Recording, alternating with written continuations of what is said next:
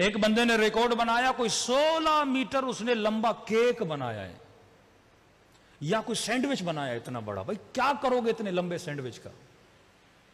کیا کرو گے اتنے لمبے کے؟ ہاں کبھی کبھی ہم کوئی کام کرتے ہیں میڈیا کے اندر لوگوں کی توجہ کو کسی کی طرف متوجہ کرنے کے لیے. مثلا 15 شعبان ہے، امام زمانہ کی ولادت ہے، مومن نے کیک بنایا ہے. مثال دے رہا ہوں، کراچی میں کسی نے کیک بنایا، مثلا کوئی 10 میٹر کا کیک بنایا، بھائی امام کی ولادتیں بنا رہا ہے.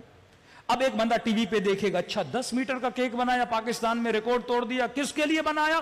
15 شعبان. اب اس کے ذہن میں سوال پیدا ہوگا، 15 شعبان کیا ہے؟ ذہن کو انتقال دینے کے لیے اگر تم کوئی کام کر رہے ہو وہ عاقلانہ ہے. واقعاً 15 شعبان کیا ہے؟ پھر وہ جستجو کرے گا، اچھا امام کون ہے؟ امام زمانہ حضرت مہدی. کون ہے حضرت مہدی؟ آئے گا. کئی لوگ شیعوں پہ اعتراض کرتے ہیں کہ آپ کی حرکتیں عاقلانہ نہیں ہیں. ان حرکتوں کا اکثر پہلو یہ ہوتا ہے کہ جب تو سوچتا ہے تجھے تعجب ہوتا ہے، پھر تمہارا ذہن حسین کی طرف جاتا ہے، متوجہ ہوتا ہے. بند ماتم کر رہا ہے، مار رہا ہے خود کو. بھائی کیوں مار رہے ہو؟ پریشان ہو جاتے ہیں، کیا ہوا ہے ان کو، مار کیوں رہے ہیں؟ پھر کہتے ہیں حسین حسین بول رہے ہیں. کون حسین؟ کیا ہوا تھا حسین کے ساتھ؟ یہ ہمیں پاگل بول رہے تھے اور ہم ان کے بچوں کو حسین حسین سنا کے حسینی بناتے گئے. ہاں یہی کڑیاں تھی. میں بعض مجلسوں میں کہتا ہوں آگ کا ماتم کرتے تھے مومنین، یا جیسے زنجیر کا ماتم. پھر بعض مراجع نے فتویٰ دیا کہ بھائی اب اس کو بند کر دو، کیونکہ بعض اوقات بعض چیزیں اس زمانے میں لوگوں کو امام حسین کی طرف متوجہ کر رہی تھی. ہم کرتے تھے، یاد ہے ہم چھوٹے تھے، ہمارے گاؤں میں آگ کا ماتم ہوتا تھا، پورا گاؤں جمع ہوتا تھا. اب اس عمل کو دیکھا جائے، ایک عمل غیر عاقلانہ عمل ہے کہ انگارے جلائے ہوئے ہیں، لوگ دوڑ رہے ہیں، کوئی نماز پڑھ رہا ہے. بھائی مسجد میں جا کے نماز پڑھو، آگ پہ کیوں پڑھ رہے ہو؟ ایک سمجھ نہیں آتی کیسا عمل ہے. لیکن اس عمل کے ذریعے ہم لوگوں کے ذہن کو امام حسین کی طرف لے جا رہے ہیں. اب اس کو عاقلانہ اینگل دیا ہم نے.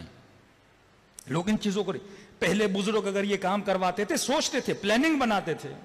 ایسے بولیں گے امام حسین کی مجلس سے کون آتا؟ پہلے سے مفتی نے بول دیا حرام ہے، نہیں جانا، شیعہ جو بھی بولیں نہیں کرنا. لیکن ہم نے ایک ایسا اینگل اپنایا، آگ پر نماز پڑھی جائے گی.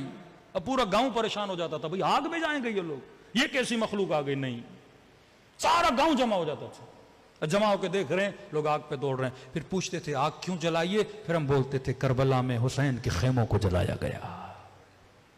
ذہن کو انتقال دیا.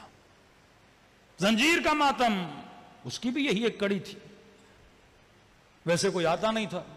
اب انہوں نے کہا کہ بھئی کچھ لوگ ہیں جو چھریاں اٹھا کے خود کو مار رہے ہیں. ایک یونیک چیز ہے نا. کون مارتا ہے خود کو چھری؟ کون اپنا خون نکالتا ہے؟ اور اکثر عاشورہ کے جلوس میں انٹیریئر سندھ آپ جائیں گے، ویسے مجلس میں جاؤ گے 2000 2500 لوگ.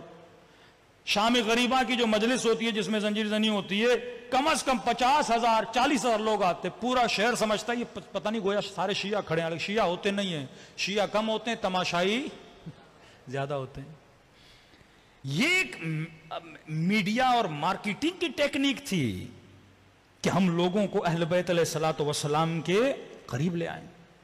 خود امام رضا جب محرم کا چاند نظر آتا تھا بازار میں آتے تھے، امامہ اتارتے تھے، خاک سر پہ ڈالتے تھے، گریبان کو چاک کرتے تھے. سارے لوگ پریشان ہو جاتے تھے، مولا بیٹا مر گیا، کیا ہوا گھر پہ، کوئی کسی کا انتقال ہو گیا. توجہ جلب کرتے تھے.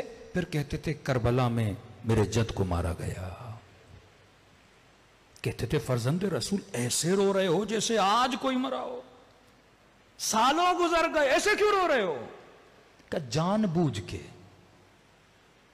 کیونکہ اگر ہم غدیر کو مناتے اس طرح تو تم غدیر نہ بھولتے. اب ہم کربلا تم چاہو بھی تو ہم تجھے حسین بھولنے نہیں دیں گے.